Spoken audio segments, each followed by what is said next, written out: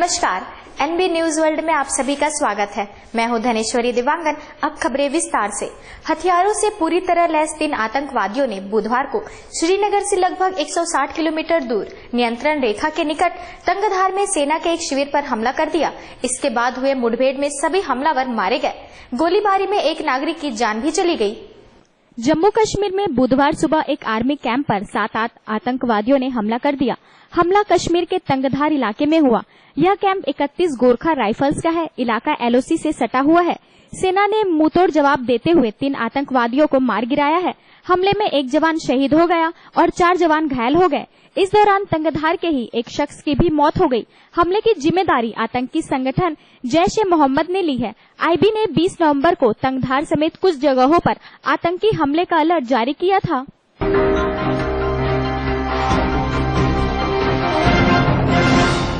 बेंगलुरु के mount Carmel college में बुधवार को राहुल ने मोदी सरकार पर निशाना साधते हुए कहा कि सबको बोलने का हक है, लेकिन यहाँ सारे फैसले एक ही शख्स लेता है। कांग्रेस उपाध्यक्ष राहुल गांधी ने बुधवार को असहिष्णुता के मुद्दे पर भी केंद्र सरकार को निशाने पर लिया है। वह बेंगलुरु में माउंट कार्मेल कॉलेज में छात्रों को संबोधित कर रहे थे। इस दौरान मोदी सरकार को निशाने पर लेते हुए उन्होंने कहा कि सरकार सिर्फ एक आदमी के हाथ में है, एक ही शख्स सारे फैसले लेता है। जबकि अगर आप जनता से जुड़ना चाहते हैं, जनता की भलाई चाहते हैं, तो उसकी सुननी पड़ेगी। राहुल गांधी ने कहा कि जियो और जीने दो का विश्वास देश की सबसे बड़ी ताकत है और शांतिपूर्वक रहने का एकमात्र रास्ता बातचीत है। जीएसटी और अन्य विधेयक महत्वपूर्ण हैं, लेकिन सरकार को विपक्ष से बात करनी होगी।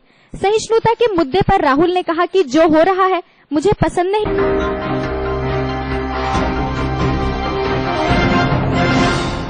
जम्मू कश्मीर में सोमवार को हुए हेलीकॉप्टर हादसे में महिला पायलट की मौत हो गई थी। इस दौरान मीडिया में जिस महिला पायलट सुमिता विजयन की फोटो दिखाई गई वह जिंदा है। इन दिनों जम्मू के कटरा में दुर्घटनाग्रस्त हुए हेलीकॉप्टर की पायलट सुमिता विजयन जिंदा है और दुबई में बिल्कुल ठीक है। सुमिता ने अपने मरने की खबरों को गलत बताते हुए सोशल नेटवर्किंग साइट पर लिखा है कि वो बिल्कुल ठीक है और सांस ले रही है। सुमिता विजयन केरल में जन्मी है और दुबई में रहती है।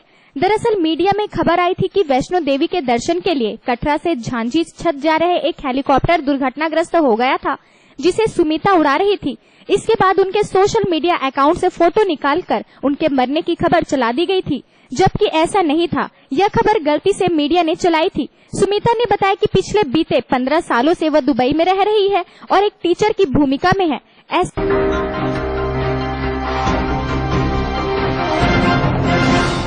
शिकागो में एक अश्वेत किशोर को पुलिस अधिकारी द्वारा गोलियां मारे जाने का एक वीडियो ग्राफिक जारी किया गया है। अमेरिकी पुलिस का नस्ल भेदी का खौफनाक चेहरा सामने आया है। पुलिस ने एक अश्वेत नाबालिग को 16 बार गोली मारी है। गोली मारने का वीडियो वायरल हो गया है। इसके बाद से नस्ली तनाव यहाँ बढ़ गया है।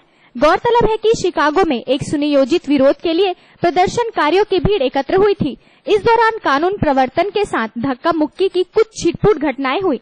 डैशकैम वीडियो में दिखाया गया है कि अधिकारी जैसन वॉन डाइक ने 16 वर्षीय लॉगवन मैकडोनाल्ड पर 16 बार गोलियां चलाई। वीडियो में दिखाई दे रहा है कि मैकडोनाल्ड गली के बीचों बीच एक पुलिस वाहन की ओर दौड़ रहा है। वह अपनी पैंट खींचता है। इसके बाद वॉन डाइक और उसके साथी से दूर जाना शुरू कर देता है। बाद में उसका शरीर घूमता है और वह फुटपाथ पर गिर जाता है।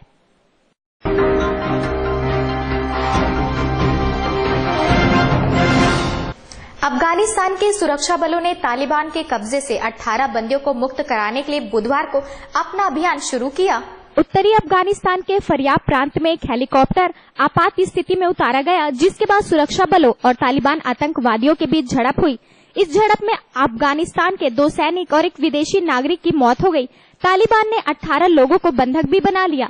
अफगानिस्तान के रक्षा मंत्रालय की ओर से बुधवार को जारी एक बयान में कहा गया कि विदेशी कंपनी से संबंध हेलीकॉप्टर MI-17 मंगलवार को मज़ारे शरीफ शहर से उत्तरी फरियाब प्रांत जा रहा था। दोपहर करीब 2 बजे तकनीकी गड़बड़ियों के कारण उसे आपात स्थिति में फरियाब प्रांत के पश्तूनकोट जिले में उतारा गया।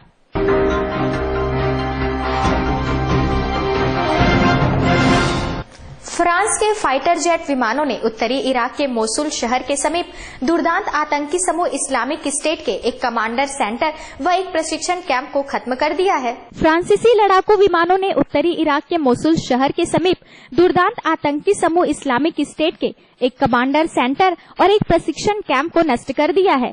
एक फ्रांसीसी अधिकारी ने बताया कि हमने एक लक्ष्य समीपवर्ती शहर ताल अफार था। यह कार्यवाही ऐसे समय पर की गई जब फ्रांसीसी राष्ट्रपति फ्रांसवा ओलांद ने अपने अमेरिकी समकक्ष बराक ओबामा के साथ बातचीत करने के लिए वॉशिंगटन का दौरा किया।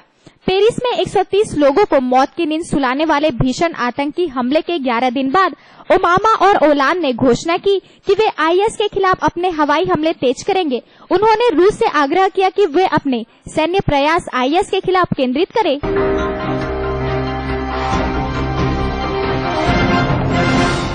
दिल्ली विधानसभा में बीजेपी विधायक ओम प्रकाश शर्मा की ओर से अलका लांबा पर टिप्पणी किए जाने का मामला गर्मा गया है।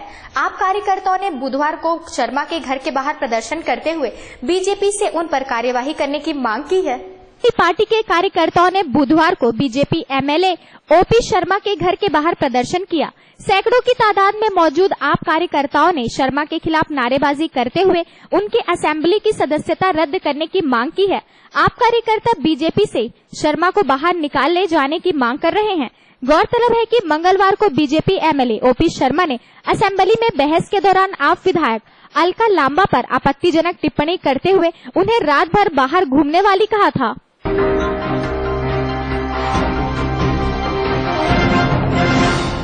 संसद का शीतकालीन सत्र शुरू होने से एक दिन पहले प्रधानमंत्री नरेंद्र मोदी ने राष्ट्रीय हित में जीएसटी विधेयक को पारित करने सहित सदन चलाने में विपक्ष से सहयोग की पुरजोर अपील की है। प्रधानमंत्री नरेंद्र मोदी ने संसद के शीतकालीन सत्र को सुचारू रूप से चलाने में सभी राजनीतिक दलों से सहयोग की अपील करते हुए उन्हें आश्वस्त किया है कि सरकार असहिष्णुता सहित विपक्ष द्वारा उठाए जाने वाले सभी महत्वपूर्ण मुद्दों पर चर्चा के लिए तैयार है।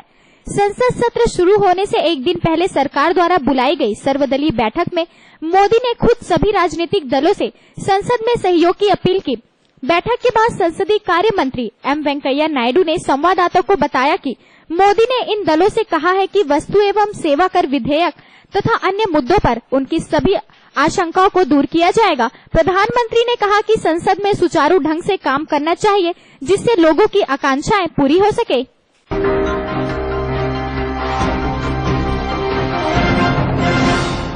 पद्म भूषण और पद्म विभूषण पुरस्कारों से सम्मानित जाने माने कन्नड़ कवि केवी पुट्टप्पा में शिवमोगा के कुप्पापल्ली स्थित स्मारक में चोरी ने सेंध लगाकर उनके पद्म पुरस्कार चुरा लिए। पद्म भूषण और पद्म विभूषण पुरस्कारों से सम्मानित जाने माने कन्नड़ कवि केपी पुट्टप्पा के कुप्पापल्ली स्थित स्मारक में चोरी हो गई।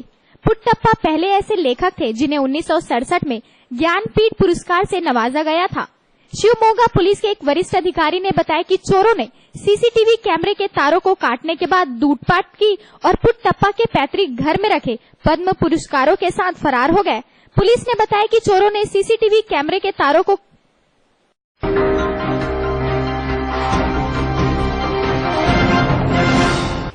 असहिष्णुता के मुद्दे पर आमिर खान के बयान के बाद विवाद थमने का नाम नहीं ले रहा है। अपने बयान के बाद आमिर कई लोगों के निशाने पर आ चुके हैं और अब आरएसएस ने भी आमिर खान पर हमला बोल दिया है। आमिर खान के बयान पर जहां एक तरफ बवाल मचा हुआ है, वहीं आरएसएस के इंद्रेश कुमार भी इसमें कूद पड़े हैं। उन्होंने पूरे मामले को लेकर कहा कि कहीं ऐसा तो नहीं कि मियां बीवी के बीच कोई झंझट हुई हो। इंद्रेश कुमार ने कार्यक्रम के दौरान बयान पर प्रतिक्रिया देते हुए कहा, भारतीय मुसलमान देश के प्रति ईमानदार हैं और इस तरह के बयान उनका अपमान है। ऐसा तो नहीं कि कहीं मियां बीवी के बीच कोई झंझट हुई हो। हिंदुस्तान का मुसलमान हिंदुस्तान की सरजमी का वफादार है। उन्होंने आगे कहा कि अखबार पढ़कर खौफ क्यों आता है। मुंबई में 1.5 करोड़ लोग रहते हैं और किसी को परेशानी नहीं होती, उसी को क्यों हुई। मैं प्रार्थना करता हूं कि ईश्वर से खुदा करे कि आमिर खान और उनकी पत्नी को सद्बुद्धि दे।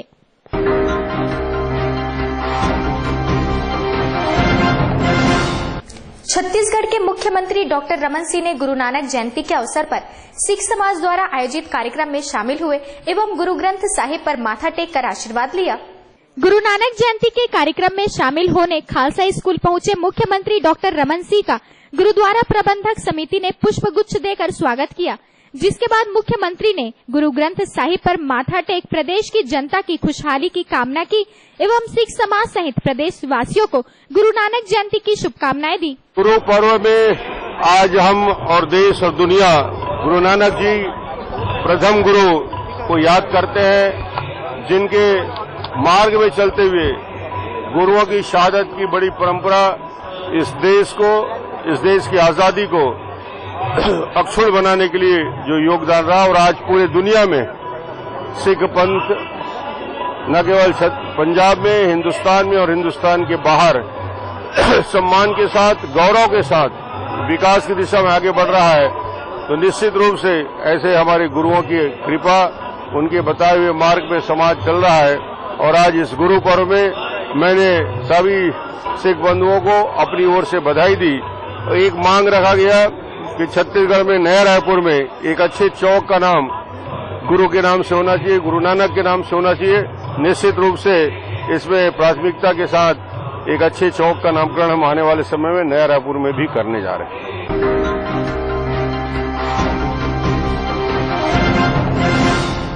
छत्तीसगढ़ महिला कांग्रेस द्वारा प्रदेश में महिलाओं के साथ रेप, नसबंदी कांड, गर्भाशय कांड एवं नाबालिग बच्चों के गायब होने जैसी घटनाओं के विरोध में रायपुर के कटोरा तालाब चौक पर हस्ताक्षर अभियान चलाया गया एवं हस्ताक्षर युक्त बैनर को प्रदेश के राज्यपाल बलराम दास जी टंडन को सौंपा जाएगा। प्रदेश महिला कांग्रेस सोशल मीडिया प्रभारी नीना यूसुफ ने कहा कि प्रदेश में भाजपा के राज्य में महिलाओं के साथ हो रहे अत्याचार, दैहिक शोषण, रेप एवं मंत्री द्वारा शासकीय महिला कर्मी के साथ किए गए दुर्व्यवहार जैसी घटना के बाद भी राज्य सरकार द्वारा अभी तक किसी पर भी कार्यवाही नहीं की गई है, जिसके विरोध में एवं राज्य सरकार को नींद से जगाने के लिए महिला कांग्रेस द्वारा जनमत संग्रह हस्ताक्षर अभियान चलाया गया। जो नसबंदी कांड में महिलाएं खत्म हुई हैं, मीला खरगो कांड हुआ है, मंजीत कौर बल जिसको संविदा में नौकरी दी गई थी और अजय चंद्राकर के द्वारा उसको हटा दिया गया और उसकी एफआईआर नहीं लिखी जाती है, और नाबालिग बच्चों के साथ गैंग रेप हो जाता है जिसकी पुलिस के द्वारा कोई कार्रवाई नहीं होती है। हम लोग पुतला दहन करते हैं, एक दिन का कार्यक्रम करते हैं, वो बात अंदर के अंदर ठप हो जाती है। पुलिस प्रशासन बिका हुआ है, मंत्री सब बिके हुए हैं। महिलाओं की आवाज ऊपर तक पहुंचाने के लिए हम लोगों ने एक ये मुहिम उठाया है, जिसमें शहर कांग्रेस, महिला कांग्रेस, प्रदेश कांग्रेस सब मिल के हम लोग ने हस्ताक्षर अभियान की शुरुआत की है। इंदिरा गांधी जयंती के दिन से हम लोगों ने ये प्रण किया था कि 26 तारीख तक हम सब जगह जगह जाके, जहां कस्बों में, शहर के जिलों में भीड़ में आहट में जाके महिलाओं की समस्याओं से और सुरक्षा से अवगत करा के उनके हस्ताक्षर लेंगे और 26 तारीख को इसका समापन करेंगे जय स्तंभ चौक से राज्यपाल को ज्ञापन देते हुए।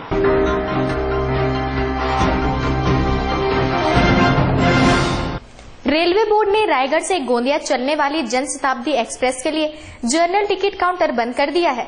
इससे सफर करने के लिए लोगों को आरक्षण केंद्र जाकर टिकट लेने का निर्देश दिया गया है।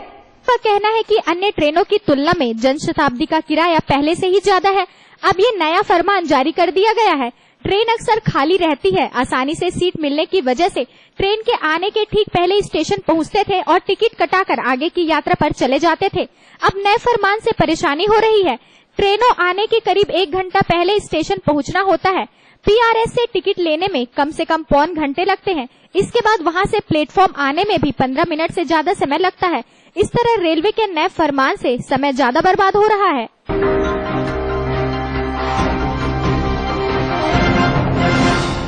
छत्तीसगढ़ राज्य सरकार की मंगलवार को देर शाम हुई कैबिनेट की बैठक में किसानों के हित में फैसला लिया गया। राज्य सरकार की कैबिनेट मीटिंग में यह फैसला लिया गया कि किसानों को 1500 करोड़ रुपए का मुआवजा दिया जाएगा। साथ ही 1500 यूनिट अतिरिक्त बिजली भी फ्री दी जाएगी। इस ऐलान का कांग्रेस ने विरोध किया है। उनका कहना है कि ये ऐलान महज ऊंट के मुंह में जीरा की तरह है। छत्तीसगढ़ सरकार के मंत्रिमंडल में जो फैसले लिए गए वे बेहद अपर्याप्त हैं और ऊंट के मुंह में जीरा साबित होंगे। किसानों को बड़ी आशाएं थी। कांग्रेस ने भी मांग की थी कि किसानों का कर्ज माफ किया जाए, लेकिन सिर्फ कर्ज माफी स्थगित की गई है। इससे किसानों का कोई भला नहीं होने वाला है। मुआवजा जो बांटने की बात कही गई है वह भी बेहद अपर्याप्त है। छत्तीसगढ़ में आज 14 किसान आत्महत्या कर चुके हैं।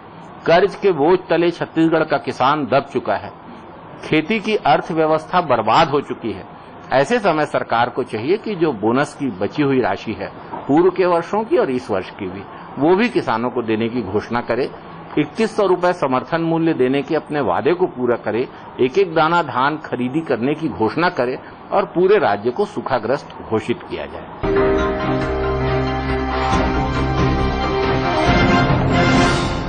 क्योंकि सास भी कभी बहू थी में नजर आ चुके एक्टर यश पंडित पर एक टीवी एक्ट्रेस ने रेप का आरोप लगाया है। मशहूर singer music composer Jatin Lalit के भतीजे टीवी एक्टर यश पंडित पर एक 28 वर्षीय टीवी एक्ट्रेस ने रेप का आरोप लगाया है। यश कई टीवी सीरियल्स में नजर आ चुके हैं। पीड़ित एक्ट्रेस का कहना है कि यश ने अपने जुहू वाले घर में उनसे रेप किया। एक्ट्रेस ने यश पर आरोप लगाते हुए कहा कि उन्होंने शादी का वादा करके उनसे कई बार रेप किया। उन्होंने ये भी कहा है कि पुलिस यश को गिरफ्तार करने के लिए कोशिश नहीं कर रही है क्योंकि उनके परिवार के प्रभावशाली कनेक्शन है।